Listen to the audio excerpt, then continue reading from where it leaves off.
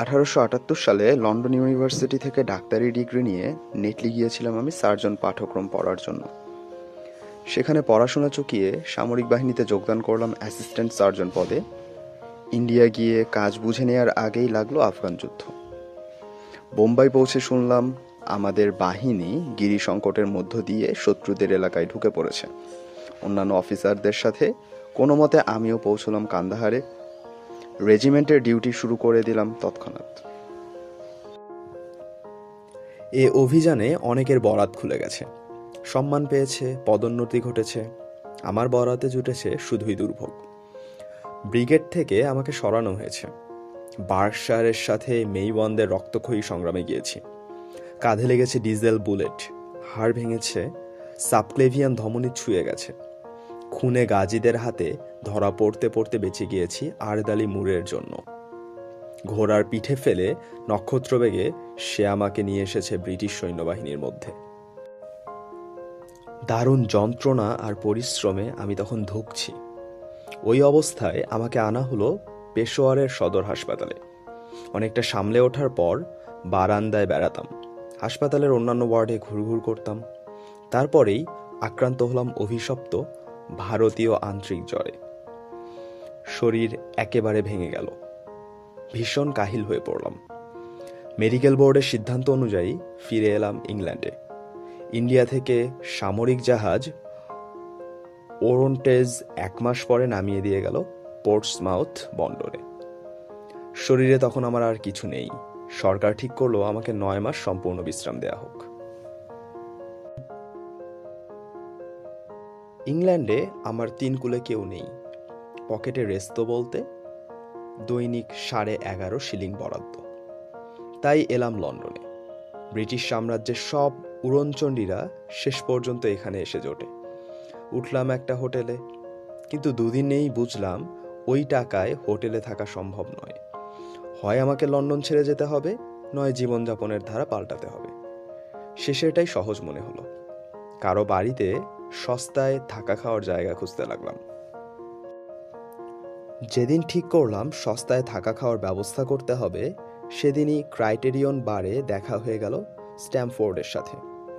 এককালে স্ট্যামফোর্ড ছিল ডাক্তারি কাজে আমার সহযোগী, ড্রেসার। খুব একটা হৃদ্যতা অবশ্য ছিল না, কিন্তু সেদিন পেছন থেকে আমার কাঁধে টোকা মারতেই ওকে দেখে কি ভালোই যে লাগলো তা বলার নয়। লন্ডনের ধূ ধূ নিঃসঙ্গতার মধ্যে সে যেন এক মরুদ্যান। স্ট্যামফোর্ডও দেখলাম উল্লসিত হয়েছে আমাকে দেখে। আনন্দের চোটে তখনই একটা ছ্যাকরা গাড়ি নিয়ে রওনা করলাম হলবর্ন অভিমুখে লাঞ্চ খাওয়ার জন্য। গাড়ির মধ্যেই স্ট্যামফোর্ড জিজ্ঞেস করলো, ওয়াটসন, এ কি ছিঁড়ি হয়েছে তোমার? চেহারাটাতে দেখছি তক্তার মতো পাতলা আর বাদামের মতো বাদামি করে ফেলেছ। সংক্ষেপে আমার অ্যাডভেঞ্চার এর ইতিবৃত্ত শোনালাম। গাড়ি পৌঁছে গেল হলবর্নে। খেতে বসে সহানুভূতির সুরে স্ট্যামফোর্ড বলল, আহারে, এখন কি করবে ঠিক করেছ? সস্তায় মাথা গোজার আস্তানা খুঁজছি। অদ্ভুত ব্যাপার তো। আজকেই এই নিয়ে 2 বার হলো শুনলাম একই ইচ্ছে। প্রথম ইচ্ছেটা কার? হাসপাতালের কেমিক্যাল ল্যাবরেটরিতে কাজ করে, ঘর পেয়েছে চমৎকার, কিন্তু আধা আধি বখরায় থাকার মতো সঙ্গী পাচ্ছে না। একা খরচ বওয়ার সাধ্যও নেই। বলো কি, খরচ আর ঘর ভাগ করতে চাইছে? আরে আমিও তো তাই চাই। একা থাকতে ভালো লাগে না, সঙ্গী পেলে পড়তে যাব। স্ট্যামফোর্ড মদের গেলাস হাতে নিয়ে অদ্ভুতভাবে চেয়ে রইল আমার দিকে। বলল, শার্লক হোমসকে তুমি চেনো না। চিনলে তার সাথে অষ্টপ্রহর এক জায়গায় থাকতে চাইতে না। কেন বলো তো? গোলমালটা কোথায়? তার বিরুদ্ধে কিছু বলতে চাই না, লোক ভালো, বিজ্ঞানের কিছু কিছু ব্যাপার নিয়ে উৎসাহী। মেডিকেল স্টুডেন্ট নিশ্চয়? না, ও যে কি চায় সেটাই একটা রহস্য। অ্যানাটমি ভালো জানে, কেমিস্ট্রিতে তুখোর, কিন্তু ধরাবাঁধা মেডিকেল ক্লাস করেনি কখনো। এলোমেলো উদ্ভট বিষয়বস্তু নিয়ে পড়াশোনা করেছে বিস্তর। বাইরের জ্ঞান ওর এত বেশি যে অনেক প্রফেসরেরও মুন্ডু ঘুরে যায় সেই বিদ্যার নমুনা শুনলে। লক্ষ্যটা কি জিজ্ঞেস করনি? না, ও লোকের পেট থেকে কথা সহজে বের করা যায় না। মুড এলে কিন্তু অন্য মানুষ, তখন তুবড়ি ছোটে। এরকম লোককেই দোস্ত চাই, বললাম আমি। ভাঙা শরীরে আওয়াজ উত্তেজনা আর ভাল লাগে না। আফগানিস্তানে ঢের শুয়েছি, বাকি জীবনটা তার ঠেলা সামলাই। আমি চাই একজনের সাথে থাকতে যার পড়াশোনার অভ্যেস আছে, কথাবার্তা কম বলে, প্রকৃতি শান্ত। বন্ধুটির সাথে কিভাবে দেখা করা যায় বলো?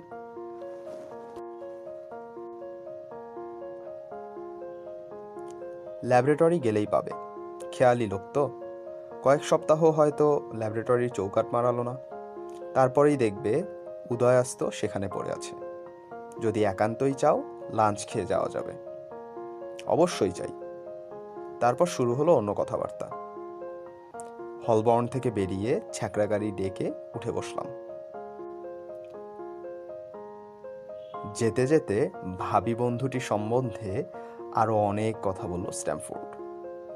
বলল, ওয়াটসন, শার্লক হোমসের সাথে তোমার যদি বনিবনা না হয়, আমাকে কিন্তু দোষ দিও না।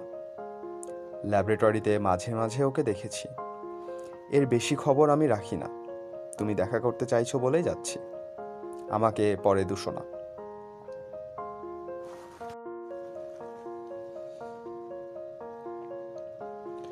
বনিবনা না হলে না হয় ছাড়াছাড়ি হয়ে যাবে, জবাব দিলাম আমি। এরপর শক্ত চোখে তাকিয়ে বললাম, স্ট্যামফোর্ড, ব্যাপার কি বলো তো? তুমি মাঝে থাকতে চাইছো না কেন? খুব বদমেজাজি লোক নাকি? খুলে বলো, ঢেকো না। হেসে ফেলল স্ট্যামফোর্ড। বলল, অনেক জিনিস বলেও বোঝানো যায় না। হোমস যেন একটু বেশি রকমের সায়েন্টিফিক। আমার ধাতে সহ্য হয় না। কিরকম যেন হিমশীতল, ঠান্ডা যুক্তিতে ঠাসা। সঠিক জ্ঞানের পেছনে ধাওয়া করার উন্মত্ততা ওর শিরায় উপশিরায়।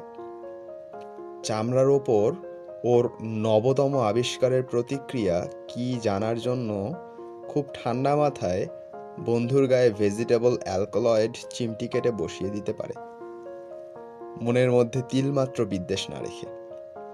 নিজের চামড়ার ওপরেও এক্সপেরিমেন্ট করতে পারে অম্লান বদনে। সে তো ভালোই।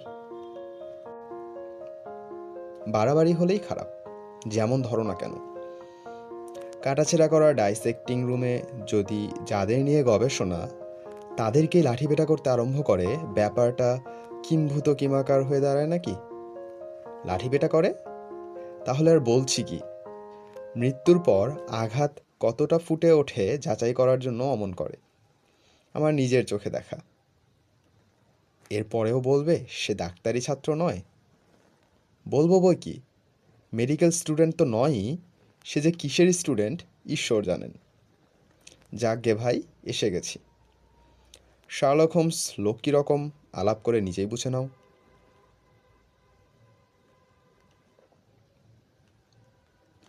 সরু গলির মধ্যে গাড়ি এসে দাঁড়ালো একটা খিড়কির দরজার সামনে। দরজার পরেই মস্ত হাসপাতাল, চেনা জায়গা। পথ দেখানোর দরকার ছিল না। পাথুরের সিঁড়ি বেয়ে উঠে গেলাম টানা লম্বা করিডোরে। দুদিকের চুনকাম করা সাদা দেয়ালে সারি সারি দরজা। এক প্রান্তে খিলেন দেয়া একটা গলিপথ বেরিয়ে গিয়ে শেষ হয়েছে কেমিক্যাল ল্যাবরেটরির সামনে। বিরাট উঁচু ঘর, থরে থরে সাজানো অসংখ্য শিশি বোতল।